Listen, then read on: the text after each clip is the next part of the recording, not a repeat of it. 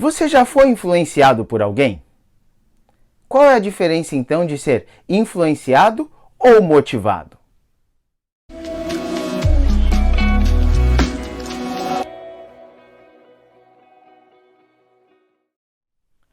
O capítulo 14 de Isaías é um capítulo cheio de poesia. É interessante que quando juntamos o capítulo 13 e o capítulo 14, percebemos uma clara distinção. O capítulo 13 trata da condenação que Deus deu à Babilônia devido ao seu pecado.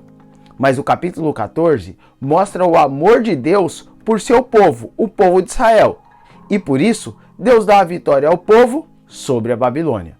Mas é importante destacar que a vitória do povo não veio através de uma guerra. Não era a guerra entre Israel e Babilônia. Mas, na verdade, o povo teve vitória quando os que o oprimiam caíram. Veja o que diz Isaías 14, verso 9 e verso 10. O além, desde o profundo, se turba por ti, para te sair ao encontro na tua chegada. Ele, por tua causa, desperta as sombras e todos os príncipes da terra, e faz levantar dos seus tronos a todos os reis das nações. Todos estes respondem e te dizem: tu também, como nós, está fraco e é semelhante a nós?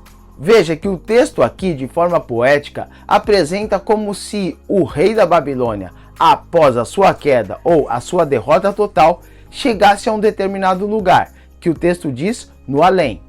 E comece então a encontrar outros impérios, outros reis, que levantam do seu trono e pergunta a este: vocês também estão fracos? É claro que a Bíblia não ensina sobre vida após a morte. Para a Bíblia, a morte é o repouso do sono. Mas quando se usa a literatura poética, no caso uma canção, é feito essa sátira nesta poesia, dizendo que é como se esse rei chegasse a outros reis que estão mortos ou destruídos, para perceberem que não tem força contra Deus. Mas é interessante notar aqui que o clímax do capítulo está no verso 14. De acordo com esse texto, esse é o sentimento tido pelo rei da Babilônia. Era tão soberbo e tão cheio de autoestima que acreditava ser possível ser semelhante ao Altíssimo. Esta não era uma prática comum dos reis da época. Na verdade, todos os reis daquele período entendiam que havia uma divindade acima deles, e ir contra a uma divindade não era uma coisa boa. Porém, o rei da Babilônia estava cheio de autoestima pelo seu poder e cheio de soberba, acreditando que poderia ser semelhante ao Deus do povo de Israel, ao Deus Altíssimo. Mas a pergunta fundamental é: por quem esse rei estava sendo motivado, ou melhor, incentivado?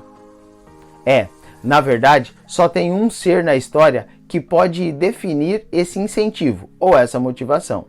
Esse ser foi o mesmo que quis ser semelhante ao Altíssimo. Você sabe quem é? O inimigo, o diabo, Satanás. Ele que queria ser semelhante ao Altíssimo. E desta forma, por ter esse sentimento de querer ser semelhante ao Altíssimo, colocou dentro do coração do rei da Babilônia esta mesma intenção. O que ocorre é que os próprios desejos e as más intenções da pessoa que tem esse sentimento levam ela à sua própria destruição. Por isso, é importante definir quem é que está te influenciando, ou quem sabe, motivando. Espero que a nossa motivação venha do Senhor, porque do nosso coração é que procede o mau desígnio. Porém, quando nos entregamos a Deus, Ele transforma o nosso coração, e o que ocorre é as bênçãos do alto, pois as nossas intenções são baseadas em Deus.